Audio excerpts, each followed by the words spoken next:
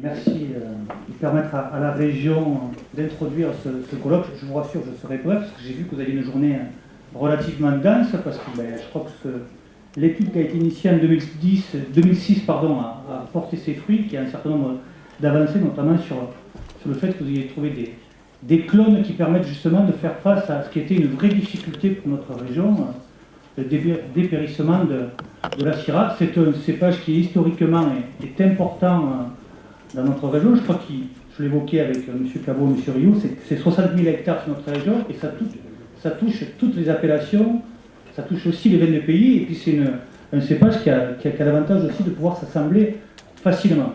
Donc c'est un cépage important pour la viticulture régionale, donc forcément important pour l'agriculture régionale, puisque nul ne l'ignore ici, la viticulture est le moteur de l'agriculture régionale. Et l'agriculture régionale est un des moteurs, à mon sens, de l'économie régionale. Pourquoi? Parce que très rapidement, mais peut-être qu'un certain nombre d'entre vous ne sont pas de la région, mais nous, l'agriculture dans cette région, c'est 63 000 emplois, donc une bonne moitié issue de la viticulture, et c'est indirectement 23 000 emplois dans l'industrie agroalimentaire, avec une région qui a des taux de chômage qui avoisinent dans certains territoires 13 ou 14%, et qui est en moyenne de 11%, vous voyez l'intérêt qu'on doit porter à l'agriculture et à la viticulture en particulier. Donc moi je me félicite qu'à l'initiative à l'époque de l'ANTAV et désormais l'ITV, il y ait une recherche importante, ambitieuse par rapport à la problématique de la Syrah. La région y avait consacré un budget important, je vais le dire, parce que c'est quand même l'argent du contribuable. Nous avions mis 185 000 euros. Je sais que France Agrimaire était aussi moteur dans cette opération, qu'il y avait un partenariat avec des autres régions. Aujourd'hui, c'est une forme de restitution. Vous allez pouvoir démontrer que cet argent a été bien utilisé, puisque, je l'évoquais précédemment, un certain nombre de choses vont permettre de faire face aux difficultés qu'on a rencontrées. Je crois que en matière agricole et en matière viticole, c'est ce à quoi on s'attache à la région, ce qu'a demandé de faire le président Bourquin. On essaie d'avoir une politique, ça sera ma conclusion, parce que je vous l'ai dit, vous avez beaucoup de choses à échanger entre vous, d'avoir une politique équilibrée. Il y a trois choses, à mon sens, sur lesquelles il faut toujours s'appuyer, toujours soutenir, c'est-à-dire avoir une vision transversale qui va de l'amont à l'aval. Il y a évidemment, et je le prends à l'inverse, il y a la promotion. Vous savez qu'on a initié une marque qui est désormais très enviée. C'est une marque Sud de France. Je dis très enviée parce que peut-être que nos collègues de PACA sont là. Et je sais qu'ils sont en train de réfléchir, donc ils fait d'ailleurs, à créer eux-mêmes une marque territoriale pour promouvoir leurs produits. Alors je ne sais pas l'arbitrage qu'il y a eu entre eux, mais je sais que Sud de France, le terme leur aurait bien plu. Désolé, depuis 2006, il nous appartient, il est déposé, et on vend nos produits de par le monde, de par la France et dans la région, à travers la marque Ombel Sud de France. Ça, c'est la question de la promotion, de la commercialisation. C'est bien d'avoir des produits de qualité, encore faut-il savoir les vendre et communiquer autour d'eux. Puis évidemment, quand vous produisez du vin, il faut un outil de production qui soit adapté. On soutient, dès lors qu'elles ont un projet stratégique, l'ensemble des entreprises, qu'elles soient des caves particulières ou des caves coopératives, pour moderniser leur outil de production, parce que c'est une condition essentielle pour faire un produit de qualité. Et puis enfin, je viens au final, il faut savoir anticiper à la fois les évolutions, mais parfois aussi les difficultés qu'on peut rencontrer sur un certain nombre de cépages. C'était le cas de la Syrah. Et donc tout ce qui est recherche, expérimentation, même si électoralement, soyons honnêtes, ce n'est pas très payant, on le soutient parce que c'est important.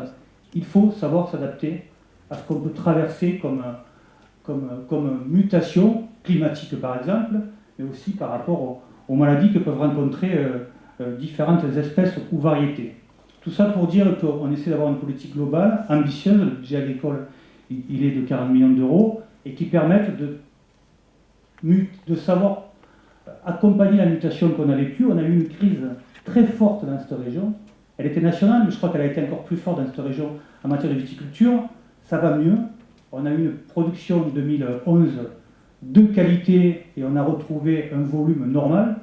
Ce n'est pas une grande année, 14 millions d'hectolitres en Languedoc-Roussillon, c'est simplement le retour entre guillemets à la normale, et on va faire en sorte que ce volume soit maintenu, avec évidemment des prix qui se maintiennent, même si il n'y a pas de négociants ici, mais quand un certain nombre de négociants disent il va falloir discuter, Je rappelle simplement que les cours de l'année dernière sont ceux d'il y a une dizaine d'années, donc à bon entendeur salut, je crois qu'il est normal de payer justement un produit de qualité. C'est aussi pour ça qu'on va veiller, quand je parle de maintien de rendement, à faire d'abord à permettre l'irrigation viticole et aussi à accompagner la recherche sur cette question.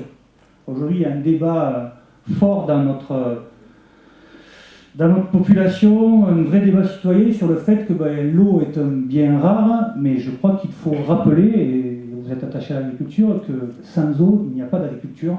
C'est pour ça qu'on a un projet très ambitieux au niveau régional, qui est le projet Aquadomicia, et que derrière Aquadomicia, il y a la volonté, effectivement, de permettre l'irrigation raisonnée de la viticulture, et on le fera de façon intelligente, c'est-à-dire que toutes les économies d'eau nous permettront, parce qu'on modernise les réseaux, nous permettront aussi de permettre l'irrigation de la viticulture. C'est déterminant pour notre compétitivité, tout simplement pour maintenir un niveau de rendement et un niveau de qualité pour nos produits. Voilà, je souhaitais le dire parce que c'est un sujet qui est très important pour la région.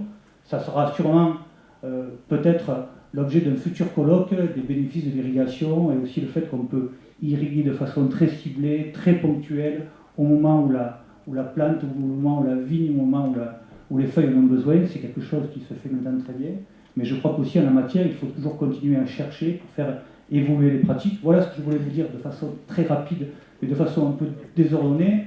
Je souhaitais être à vos côtés aujourd'hui pour dire que je me satisfais d'abord que vous ayez apporté un certain nombre d'avancées par rapport à la CIRA, vous dire que la région continuera à être à vos côtés dès lors qu'on rentrera dans une phase opérationnelle par rapport aux clones identifiés et puis à la recherche de nouveaux clones, de façon à ce qu'on continue à avoir une viticulture en Languedoc-Roussillon, mais aussi en PACA et en Rhône-Alpes, compétitive et de qualité. Merci et puis bonne journée de travail.